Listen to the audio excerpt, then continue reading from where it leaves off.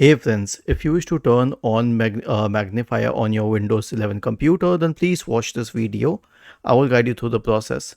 So search for Magnifier in the Windows search bar and open the Magnifier tool. It will immediately magnify it, okay? And you can see the magnifier tool here. You can increase or decrease the magnification to 100% or more than that, right?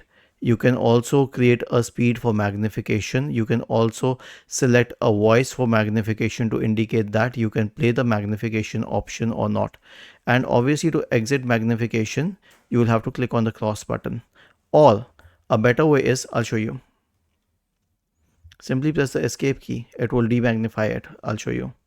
Simply press the escape key or press Alt plus F4 and close the magnifier tool. Was this helpful? If yes, then please subscribe to the channel.